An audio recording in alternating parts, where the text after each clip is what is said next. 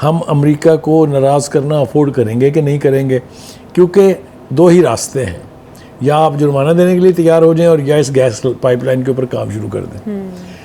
काम भी अगर आप शुरू कर देंगे तो ये 1-2 महीने में तो तय मुकम्मल होने वाली नहीं है ना, एक लंबा फिर भी ईरान को एक दफ़ा अदालत जाना पड़ेगा। सालसी अदालत में जाके निगोशिएशन के ज़रिए आपका कोई रास्ता निकल आए जिसमें दोनों के लिए ग्रेस हो और इस यानी इसकी कंप्लीशन जो है उसके पीरियड को बढ़ा दिया जाए, वो एक अलग बात है। लेकिन इस वक्त सूरत हाल यही है कि Iran has no choice but to go to the court in September, end of September. ठीक है जी।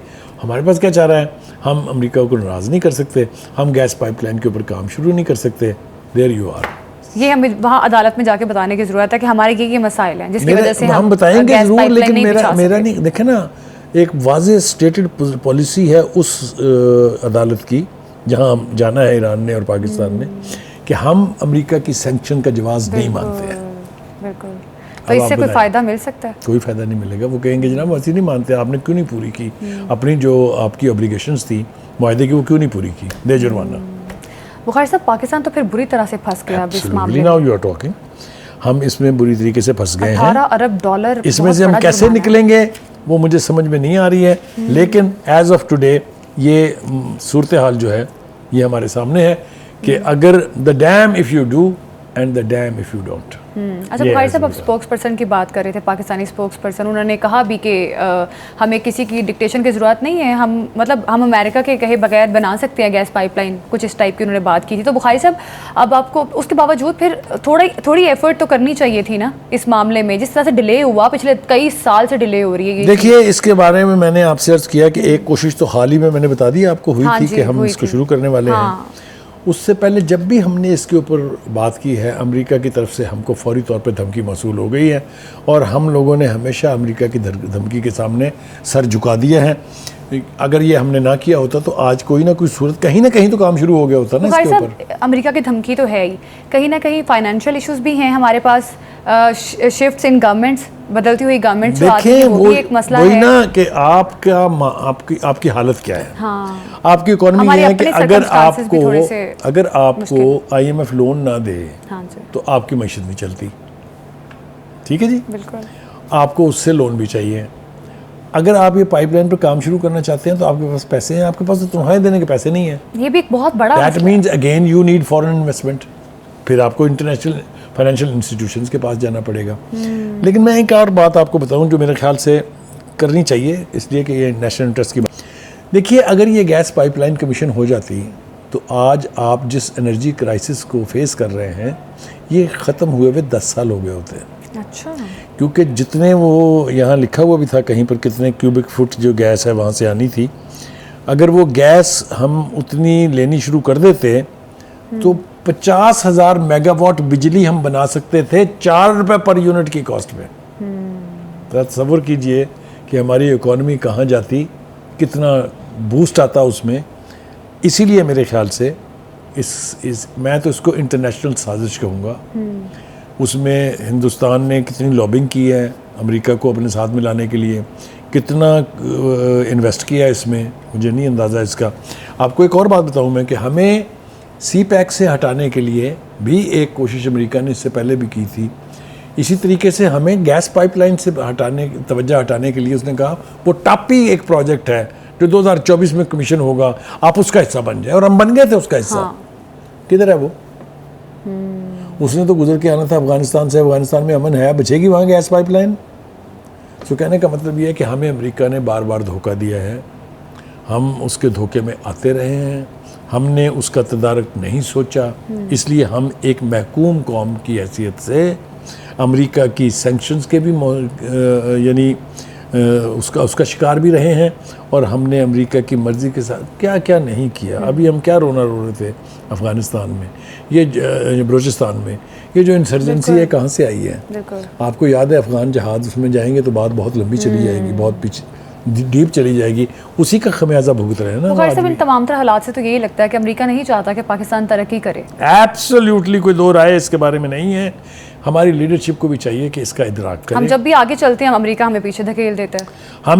हमें कौम की हैसियत से अगर जिंदा रहना है, अगर हमें सर्वाइव करना है, तो हमें प्रेशर सीखने का, प्रेशर जो है उसको डील करने का सलीका आना चाहिए।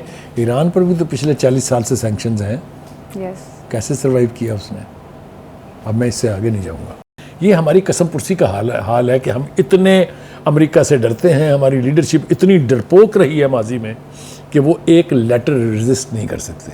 वही अमेरिका अब भी हमें धमकियां दे रहा है। मुझे अच्छी तरह से याद है, हमने एक प्रोग्राम में बात भी की थी कि अभी जब हमने दोबारा बात की ना जी, इस हुकूमत ने, मेरे ख्याल से ये जब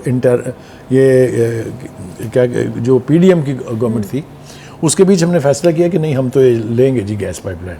अच्छा, तो फिर धमकी आई वहाँ से। उन्होंने कहा कि जनाब हम इसको ऑब्जर्व कर रहे हैं, मैंने ख्याल से, जिसको कहते हैं ना धमकी देना, ज़रा ख्याल रहे। तो उसके ऊपर हमारे फॉरेन ऑफिस की जो तर्जमान है मुमताज़ ज़हरा बलोच जी, उन्होंने ब्रीफिंग में ये कहा था कि ये हमारा अंदरूनी मामला है, ये पाकिस्तान और ईरान के बीच का मामला है, हमें किसी से कोई वेवर या यानी सैंक्शंस के अगेंस्ट वेवर लेने की ज़रूरत नहीं है, ना हमें किसी से पूछने की ज़रूरत है। उसके बाद जो हमें अमेरिका की तरफ से जिसको कहते हैं ना गुर्राना हमने उनका बर्दाश्त किया है, उसकी वजह से मामला फिर एक दफ़ा से ठप हो गया था। लेकिन having said that, gas pipeline हमारी लाइफ लाइन के तौर पे ये प्रोजेक्ट हुआ था। मुझे ये प्रिविलेज हासिल है कि मैं उस वक्त के सदर जरदारी साहब के साथ चाबहार गया था, जहाँ पर आके ईरान ने अपने हिस्से की पाइपलाइन पहुँचा दी हुई है, जो हमारे बॉर्डर से सिर्फ 60 किलोमीटर दूर है। अच्छा, यानी ऑलमोस्ट पाकिस्तान के बॉर्डर पर है। हमने अपने हिस्से की बनानी है ताकि उसको मेन स्ट्रीम जो हमारा है सिस्टम है उसके अंदर इंडक्ट कर दिया जाए। तो मैंने वो सारा फैनफेयर भी देखा है, मैंने ईरान का वो डिटर्मिनेशन, वो खुशी भी देखी है, मैंने शेयर की है उनके साथ। तो अमेरिका साहब जो है वो भड़क उठे भाई, और इसको दो वजह हैं इसकी मुखालफत करने की। एक तो ये कि चूँकि ईरान के साथ अमेरिका की सुर नहीं है, क्योंकि ईरान इजराइल के वजूद को तस्लीम नहीं करता है, क्योंकि ईरान उन तमाम कुव्वतों को सपोर्ट कर रहा है जो इजराइल के ख़िलाफ़ परसरे पैकार हैं, इसलिए ईरान को तो बर्दाश्त करने के लिए अमेरिका तैयार नहीं है। ठीक। और चूँकि ये गैस पाइपलाइन प्रोजेक्ट ऐसा था जिससे पाकिस्तान और ईरान दोनों को फ़ायदा होना था, लिहाजा इसको सबोटैच करने की कोई ऐसी कोशिश नहीं है जो उन्होंने नहीं की है। ठीक। अब बुखारी साहब, अब आप पूछेंगे मुझसे, मुझे पता है आपके सवाल का क्या हमारे पास ऑप्शन। बुखारी साहब, अब देखें ना कि ईरान जो है, ईरान ने तो नोटिस भेज दी है, ठीक है। अब लीगली पाकिस्तान किस तरह से फाइट करेगा, क्योंकि पाकिस्तान के पास अब लीगल नोटिस आ गया, अब जाके अदालत में ही आपको अपना नैरेटिव पेश करना है ना, क्या वजूहात थी। देखें वो जो सालसी वाली जो अदालत है, हाँ जी, उसमें तो जाएंगे दोनों ही फ्रीक जाएंगे, क्योंकि जैसा मैंने कहा ना, एक दफ़ा इस चेक को बाउंस कराना ईरान के लिए ज़रूरी है। वो एक दफ़ा वहाँ जाएगा ज़रूर ताकि उसका वो हक महफूज रहे। बिल्कुल, वरना अगर नहीं जाता तो फिर ईरान के पास। लेकिन मेरा ख्याल ये है कि इससे पहले कि हम और किसी सिमत में जाएं, हम ईरान और पाकिस्तान की मजबूरियों को समझने की कोशिश करते हैं। ठीक। हमारी मजबूरियाँ ये हैं कि हम अमेरिका के साथ पंगा क्यों नहीं ले सकते। एक तो ये कि हमारी टोटल ट्रेड जो है उसका 80% जो है वो अमेरिका और यूरोपीय यूनियन के साथ मुंसलिक है। दैट मीन्स कि अगर अमेरिका बहादुर नाराज़ हो जाते हैं हमसे, तो ये हमारी ट्रेड का 80% तो गया। बाकी जो हमारी मईशत जो तबाही के किनारे पर पहुंची हुई है, उसके लिए हम IMF का दरवाज़ा खटका रहे हैं, कुछ को लेके पहुंचे हुए हैं। जो ही अमेरिका आंख मारेगा तो IMF साहब भी हाथ झाड़ के पीछे खड़े हो जाएंगे कि नहीं जनाब सॉरी, हमें तो आपको कुछ नहीं देना है। यानी जो बाकी की तबाही बच जाएगी वो इससे हो जाएगी। अब आप हमारी मजबूरियां समझें, हम क्यों अमेरिका की बात मानेंगे। साहब, आज एक खुशखबरी तो हमें मिली, रेकोडेक वाली के सऊदी अरब इन्वेस्टमेंट कर रहा है उस प्रोजेक्ट में। अब 18 अरब का जुर्माना अगर पाकिस्तान को हो जाता है ईरान पाइपलाइन में, तो देखें ये तो जो सऊदी अरब की इन्वेस्टमेंट आ रही है, that's peanut, that's only 80 crore dollars which is nothing. 18 अरब जुर्माना है। हाँ, 18 अरब जुर्माना। और हैरानगी की बात यह है कि इस प्रोजेक्ट की अगर ये ओरिजिनल वक्त पे कमीशन हो जाता तो इसकी टोटल कॉस्ट 7 अरब डॉलर थी। अब उसका जुर्माना आप दे रहे हैं 18 अरब डॉलर, इसलिए कि सरसे में कीमतें जो हैं वो बढ़ती प्रोजेक्ट की कॉस्ट कहीं से कहीं पहुंच जाती है। हाँ। ठीक है। अच्छा बुखारी साहब, अब अच्छा, ये ईरान की मजबूरियां तो समझा लेते हैं ना मुझे। ईरान की भी तो मजबूरियां हैं ना। देखिए, उसकी मजबूरी ये है कि उसे कोर्ट में जाना ही जाना है, ताकि उसका डिफेंस का राइट जो है, अगर ये प्रोजेक्ट बिट्रे होता है, नहीं करते हम पूरा इसको, तो वो फिर अपना हक तो इस्तेमाल करेगा ना। लेओ ना भाईजान 18 अरब डॉलर निकाले ना, ठीक है जी।